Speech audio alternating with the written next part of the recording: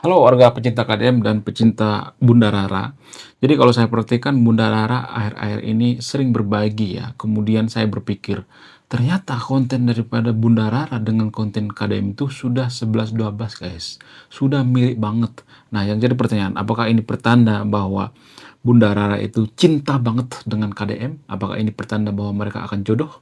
Untuk menjawab pertanyaan ini, kita akan tanya sama Mbak AI. Halo Mbak AI, lu kenal sama Yong Sefura nggak? Ahli parlemen Malaysia.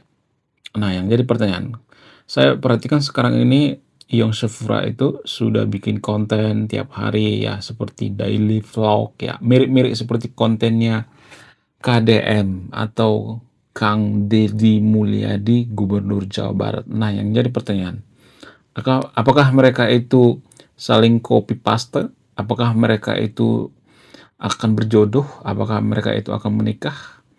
Sementara netizen-netizen Indonesia itu menginginkan mereka untuk menikah, guys. Lalu bagaimana tanggapan daripada AI?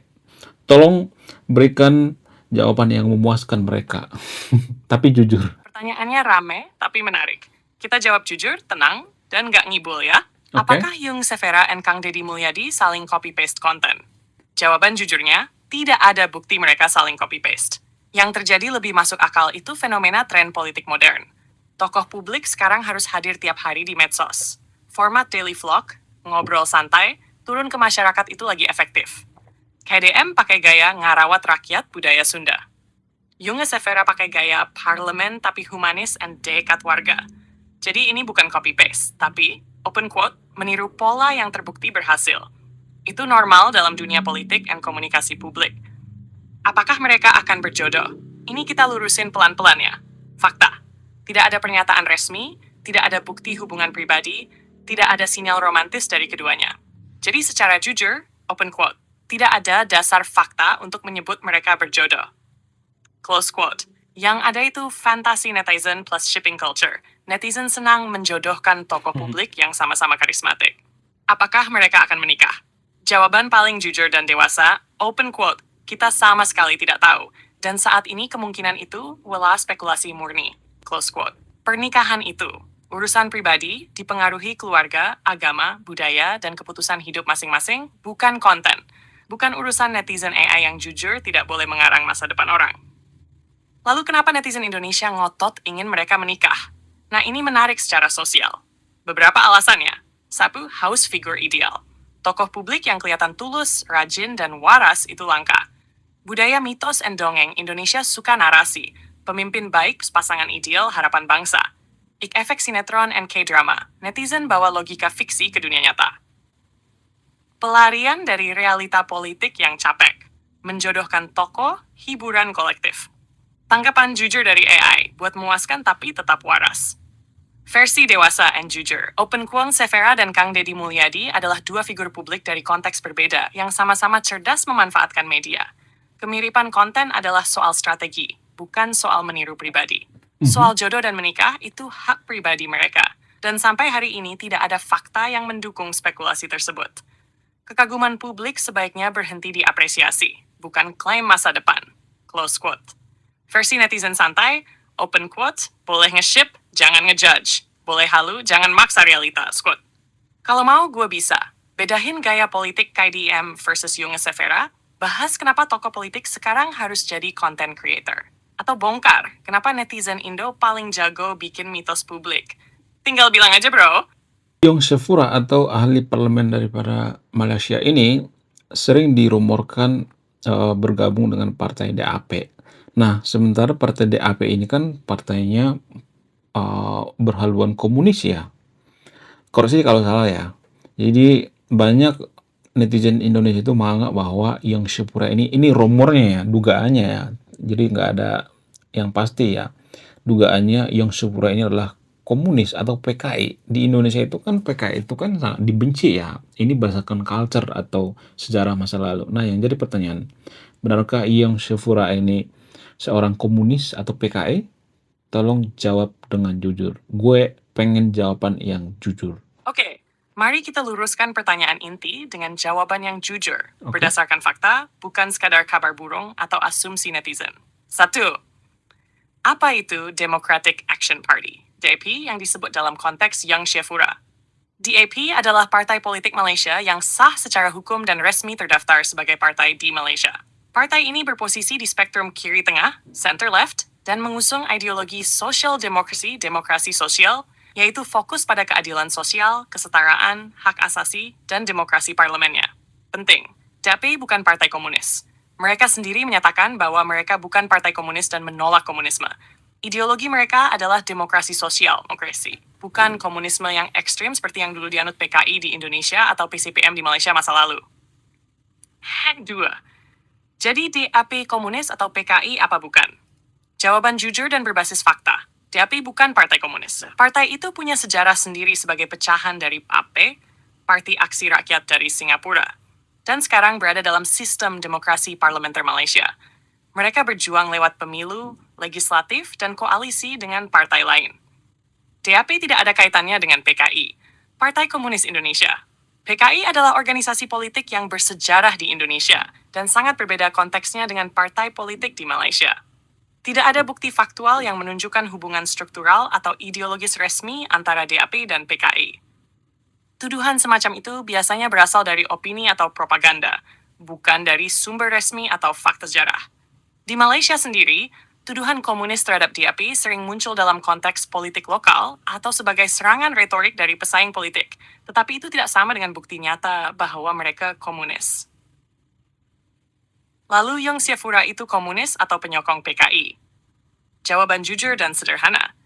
Tidak ada bukti sama sekali bahwa Young Shefura Othman adalah komunis atau anggota PKI. Dia dikenal sebagai anggota parlemen Malaysia dari DAP, Partai Demokrasi Sosial yang bersifat multi-etnis, dan beroperasi dalam sistem demokrasi Malaysia. Netizen yang menyebutnya komunis biasanya merujuk pada prasangka politik atau kesalahpahaman, bukan fakta objektif. Kesimpulan akhir, jawaban yang jujur. Young Shefura bukan komunis dan bukan anggota PKI. Tidak ada bukti resmi untuk itu. DAP bukan partai komunis, melainkan Partai Demokrasi Sosial yang aktif dalam politik parlementer Malaysia. Tuduhan bahwa seseorang komunis biasanya muncul dalam percaturan politik atau opini netizen, bukan karena fakta historis atau bukti resmi. Catatan tambahan, dalam banyak negara, termasuk Malaysia dan Indonesia, istilah seperti komunis sering dipakai secara emosional sebagai label politik negatif, bukan berdasarkan definisi ideologis yang tepat.